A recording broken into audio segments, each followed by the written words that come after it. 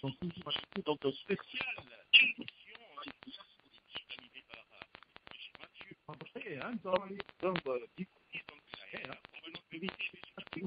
Bonjour. Jacques Roger, bonjour, est-ce que vous m'entendez? Voilà, nous entendons parfaitement. Je pense que notre invité devait être aussi en ligne. Allez-y, Mathieu. Voilà, merci, mesdames et messieurs, amis auditeurs de Dias Politique, l'émission politique de la diaspora.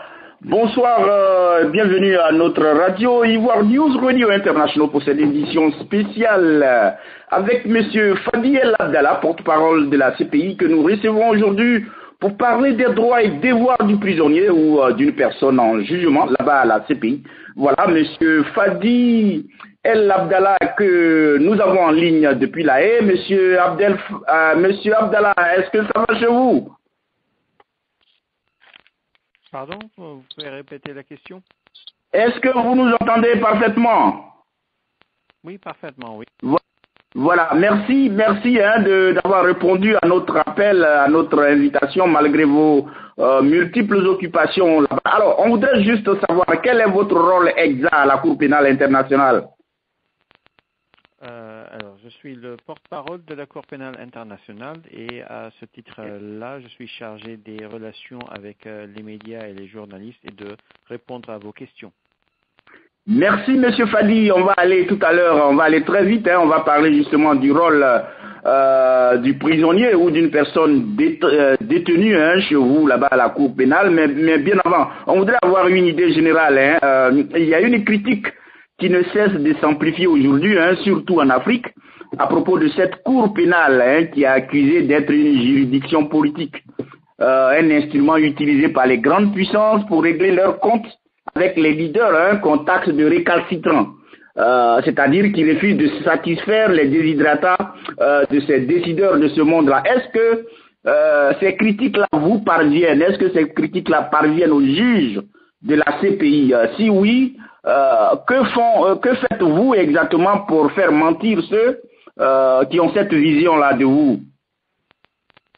Alors, la Cour pénale internationale est la première Cour internationale pénale permanente qui a été établie par un traité international, le Statut de Rome, afin de participer à la lutte contre l'impunité pour les auteurs des crimes les plus sérieux, c'est-à-dire génocide, crimes de guerre et crimes contre l'humanité. Donc, naturellement, les suspects pour de tels crimes sont des personnes ayant un certain pouvoir, une certaine autorité, une certaine influence, afin de pouvoir commettre ce genre de crimes. Et c'est un peu ça la politique du bureau du procureur, c'est d'essayer de poursuivre les personnes qui porteraient la responsabilité la plus élevée pour ces crimes-là. Maintenant, le bureau du procureur peut ouvrir des enquêtes uniquement lorsqu'il n'y a pas d'enquête au niveau national. C'est-à-dire que la CPI est une cour de dernier recours. C'est uniquement lorsque le système judiciaire national ne fait pas des poursuites ou n'a pas la capacité ou la volonté de mener à bien des poursuites sérieuses pour de tels crimes que la Cour pénale internationale pourra intervenir. Elle interviendra soit à la demande des États partis au Statut de Rome. Ceci a déjà été le cas pour l'Ouganda, pour la République centrafricaine, pour le Mali et pour la République démocratique du Congo. Cela a été également un peu le cas pour la Côte d'Ivoire, qui techniquement ne pouvait pas faire une saisine, mais ça s'est donné à la CPI et au procureur la possibilité de poursuivre les auteurs des crimes commis sur le territoire de la Côte d'Ivoire en faisant une déclaration volontaire acceptant la compétence de la CPI. Après, la Cour pénale internationale peut également intervenir à la demande du Conseil de sécurité. Il y a 2 enquêtes sur 9 enquêtes. Il y en a 2 seulement qui sont à la demande du Conseil de sécurité. Et également, le bureau du procureur peut lancer des poursuites de sa propre initiative avec l'autorisation des juges, comme c'était le cas pour le Kenya.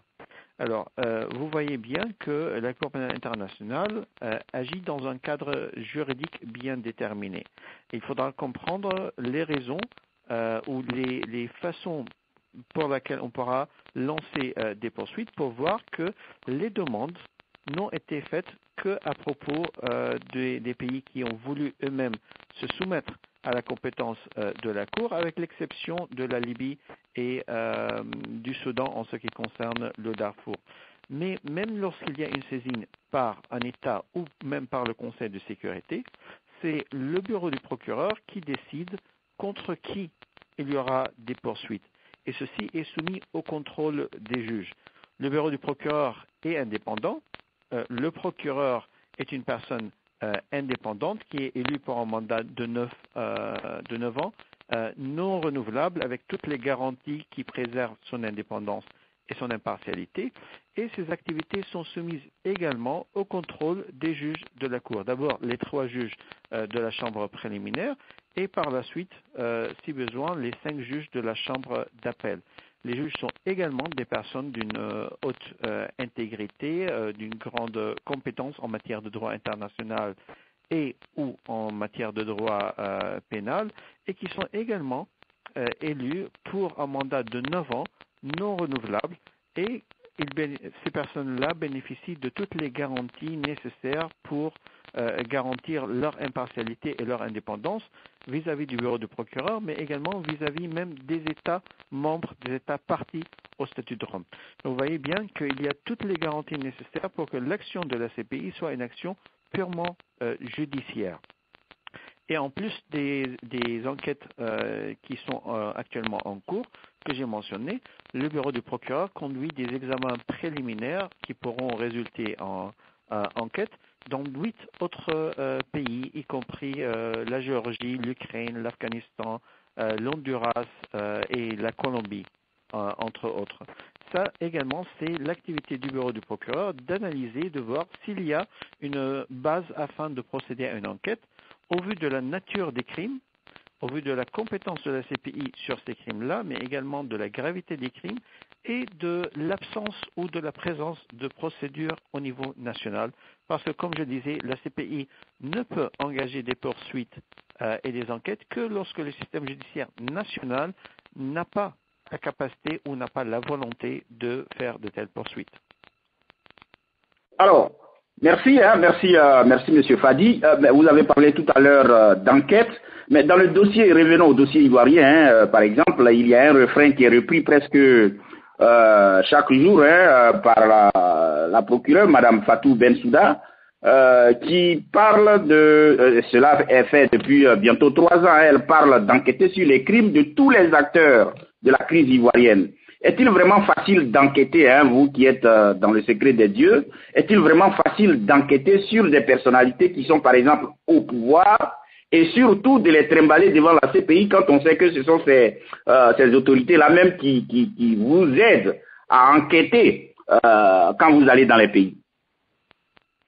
Alors, les pays, surtout par exemple la Côte d'Ivoire qui est devenue un État parti au statut de Rome actuellement, ont une obligation en vertu du droit international de coopérer pleinement avec la CPI. Donc c'est leur obligation en vertu du droit international. Le bureau du procureur enquête en effet dans le cadre de l'autorisation donnée par les juges sur les crimes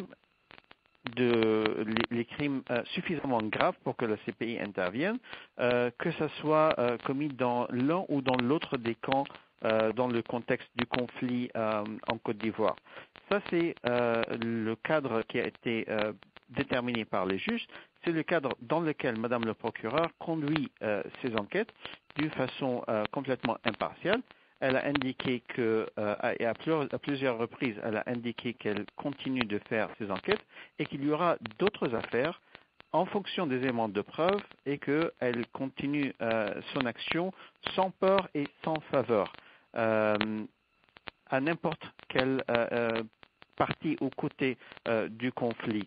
Mais il faudra bien comprendre que le bureau du procureur enquête par phase en fonction des crimes qui ont été sélectionnés pour être poursuivis devant la CPI, ceci en fonction de leur gravité, mais également de l'absence ou de la présence d'enquête ou de poursuite au niveau national. Et c'est uniquement lorsque le bureau du procureur détient des éléments de preuve suffisants pour présenter un dossier solide devant les juges qu'il y aura d'autres affaires. Et lorsqu'il y aura ces autres affaires, comme je disais, c'est l'obligation pour les autorités ivoiriennes de coopérer avec la CPI afin soit de faciliter la comparution volontaire, soit d'arrêter et de remettre les personnes suspectées à la cour. Alors, ce qui veut dire que vraisemblablement vous comptez, par exemple, sur le pouvoir, je dis bien c'est un exemple, vous comptez par exemple sur le pouvoir d'Abidjan pour vous remettre quelqu'un que vous avez incriminé et c'est une personne qui est vraiment au pouvoir, c'est-à-dire quelqu'un qui est du camp Ouattara par exemple, vous comptez sur le pouvoir en place pour vous remettre cette personne-là, vous pensez que c'est faisable? Alors, il faudra comprendre que c'est une règle générale pour la Cour pénale internationale. La Cour ne dispose pas de police ni d'armée, donc elle compte sur la coopération des États afin d'arrêter et de remettre les personnes poursuivies par un mandat d'arrêt. Et cela est demandé à tous les États dans lesquels ces personnes-là seraient présentes sur leur territoire. Alors, quel risque pour un pays? Alors, si vous me permettez, si vous pouvez. Oui, allez-y. Il y a également la possibilité pour la Chambre de demander la comparution volontaire de certaines personnes lorsque la Cour considère qu'ils vont qu'elles vont coopérer avec la Cour volontairement, comme c'était le cas par exemple dans les affaires à propos du Kenya où il y avait des personnes qui ont comparu et qui ont continué à comparaître volontairement en hommes libres devant la CPI et pour lesquels il n'y a pas eu de mandat d'arrêt. Donc le mandat d'arrêt n'est pas le seul moyen d'assurer que certaines personnes soient présentes devant la Cour, mais que de toute façon la Cour compte sur la coopération des États et c'est une obligation pour les États de coopérer avec la Cour lorsqu'ils sont des États partis au statut de Rome. Voilà, c'est justement ce qui est très intéressant. Cela m'amène à vous poser la question relative à la dernière décision du gouvernement ivoirien qui fait appel à la décision relative à l'exception d'irrecevabilité soulevée par la Côte d'Ivoire s'agissant de l'affaire concernant Simone Gbagbo de la Chambre préliminaire 1 le 11 décembre 2014. Alors, donnez-vous à cela? Alors, il faut comprendre que dans le cadre judiciaire et juridique de la Cour pénale internationale, la responsabilité première est pour les États de poursuivre les auteurs des crimes qui auraient été commis sur leur territoire. C'est leur responsabilité première. La CPI, comme je disais, c'est une cour de dernier recours qui interviennent uniquement lorsque le système judiciaire national n'a pas la capacité ou la volonté de mener à bien des poursuites sérieuses contre ces personnes-là. Maintenant, dans l'affaire concernant Mme Simone Gbagbo, les autorités ivoiriennes avaient soulevé une exception d'irrecevabilité, c'est-à-dire qu'elles avaient indiqué à la Cour qu'elles menaient des enquêtes et poursuites au niveau national pour Mme Gbagbo et qu'elles souhaiteraient que la Cour pénale arrête ses poursuites et laisse les poursuites se dérouler au niveau national concernant Mme Simone Gbagbo. La Chambre préliminaire n'a pas été convaincue par les éléments présentés par les autorités ivoiriennes et a considéré que les poursuites ne semblent pas suffisamment concrètes, tangibles et qu'elles concernent les mêmes faits allégués devant la Cour pénale internationale. Et pour cela, elle a rejeté cette requête. Et les autorités ivoiriennes ont le droit d'interjeter appel de la décision de la Chambre préliminaire devant une chambre d'appel constituée de 5 autres juges. C'est une procédure régulière, ça fait partie du cadre juridique de la Cour pénale internationale et c'est tout à fait donc possible de le faire, ce que les autorités ivoiriennes ont procédé à le faire. Ceci ne constitue pas une non-coopération, au contraire, ceci constitue une utilisation d'une procédure qui est tout à fait possible selon le statut de Rome, mais il reviendra maintenant au juge de la Chambre d'appel de statuer sur cette question-là. Merci M. Fadi. Je rappelle aux auditeurs que vous êtes en train d'écouter Diaspolitique, l'émission politique de la diaspora. Au micro, Matt de Boisbré. On va aller très vite, M. Fadi. On sait que vous êtes beaucoup occupé. Alors, revenons maintenant au problème, au sujet du jour, pour lequel nous vous cherchions, comme on le dit à Abidjan avec torche. Alors, parlons à présent de certains droits et devoirs du prisonnier ou alors de la détenu par la Cour pénale, surtout de ses rapports et la conduite à tenir avec l'extérieur. Alors, un détenu peut-il communiquer téléphoniquement avec tout le monde à l'extérieur sans restriction? Comment ça se passe exactement?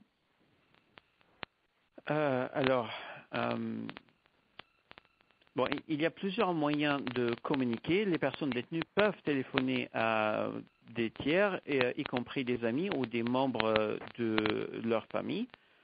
Dans ce cas-là, c'est la personne détenue qui soumet une demande de contact téléphonique qui est approuvée ou non par le greffier de la Cour après vérification de l'identité et de la nature des liens entre les personnes concernées. Il faut rappeler que les personnes détenues devant la CPI et qui sont détenues au quartier pénitentiaire de la Cour sont des personnes toujours présumées innocentes parce qu'il n'y a pas eu encore de verdict déclarant leur culpabilité ou leur innocence. Donc, présumés innocents, ils obéissent à des règles et des normes spécifiques au quartier pénitentiaire, qui n'est pas une prison, et donc ils disposent d'un certain nombre de facilités afin de préparer leurs affaires devant la CPI et de communiquer avec leurs avocats. Ils disposent également de plusieurs équipements afin de faire de l'exercice, de recevoir des soins médicaux, de participer à des activités ou d'avoir accès à des installations mises à leur disposition pour préparer leur défense, mais également pour préserver leur bien-être moral et physique. Comme je disais, ils sont toujours présumés innocents et donc à ce titre-là, la Cour met tout en œuvre afin de garantir leur bien-être et de leur permettre au maximum possible de vivre sous ces règles différentes et donc de préparer au mieux leur défense. Alors, M. Fadi, cet aspect-là nous est très très important, c'est pourquoi nous voulons insister là-dessus. On nous parle, on entend souvent dire que le détenu doit dépose une liste de personnes et ce sont ces personnes-là seulement qui sont habilitées à l'appeler. Alors, qu'est-ce que vous dites? Alors, comme je vous le disais, c'est la personne elle-même qui soumet une demande de contact téléphonique et c'est le greffier de la CPI qui, après vérification, approuve ou pas cette demande. Alors, la liste peut changer si la personne le veut, c'est ça? En effet, il faudra toujours faire une demande et c'est le greffier qui approuve ou non. Alors, est-ce qu'on peut appeler un détenu ou alors c'est le détenu qui doit appeler? Est-ce qu'on peut appeler quelqu'un qui est détenu à la CPI de l'extérieur? Non, c'est à la personne détenue elle-même de soumettre la demande de contact téléphonique. Voilà, ça c'est très important pour nous, c'est ce qu'on veut. Alors, y a-t-il un problème pour un détenu, par exemple, comme nous on le voit, pratiquement en Côte d'Ivoire, le sujet est d'actualité. Est-ce que quelqu'un peut être même en jugement et puis diriger, par exemple, un parti politique à partir de la CPI? Alors, la Cour pénale internationale est une institution purement judiciaire et donc elle n'intervient pas dans des affaires politiques et toute question qui relève d'ordre politique ou des droits civils de la personne est laissée naturellement aux autorités nationales afin d'appliquer leurs propres règles nationales. C'est ça. Ok, pour aller très rapidement, certainement la dernière question, un accusé, quelqu'un qui est accusé par la CPI, comme c'est le cas par exemple du président Laurent Gbagbo et de Charles Blé Goudé, pour parler de la Côte d'Ivoire, si ces personnes-là sont relâchées des mains de la CPI, peuvent-elles encore être jugées dans leur pays d'origine ou alors elles sont relâchées pour tout? Alors, la question n'est pas très précise d'un point de vue juridique. La Cour peut, sous certaines conditions établies par les juges, accorder une mise en liberté provisoire, parfois même sans condition, mais c'est le juge qui les décide dans l'attente d'un procès. Après, sinon, les juges peuvent également décider d'arrêter la procédure si le procureur retire les charges ou si la personne est déclarée innocente après un procès. Il y a également la possibilité de soulever une exception d'irrecevabilité par les autorités, comme ça a été fait pour Madame Simone Gbagbo, mais une exception d'irrecevabilité ne peut être soulevée qu'une seule fois, et c'est uniquement dans des circonstances exceptionnelles et si les juges de la CPI l'autorisent qu'une telle exception pourra être soulevée une deuxième fois, c'est-à-dire de dire qu'il y aura des poursuites au niveau national pour la même personne et pour les mêmes faits allégués, et que le système judiciaire national a les capacités et la volonté de mener à bien ces poursuites sérieuses. Alors, ce que je voulais préciser, c'est ça, hein, c'est justement sur cela vous êtes revenu. Dans le cas où la personne est reconnue innocente par la CPI, est-ce à dire qu'elle n'est plus capable d'être, elle ne peut plus être poursuivie dans son pays d'origine, pour faire la précision? Alors, la règle de droit dit qu'on ne peut pas poursuivre la même personne plus d'une fois pour les mêmes faits. S'il y aurait d'autres faits ou d'autres charges, il est tout à fait possible de faire d'autres poursuites à une même personne. Mais pour les mêmes faits, elles doivent être jugées une seule fois. Fadi Abdellah, merci beaucoup Fadi Abdellah. Nous recevions Fadi El Abdellah, porte-parole de la CPI, chargé de la communication de la Cour pénale internationale avec les médias. Voilà, c'est lui que nous recevions à cette édition spéciale de Diaspolitique pour nous parler très brièvement des droits et devoirs du prisonnier ou alors d'une personnalité en détention là-bas à la CPI. Merci Monsieur Abdellah, merci de nous avoir accordé ces quelques minutes. Merci beaucoup et bonne journée chez vous. Merci, vous pareillement.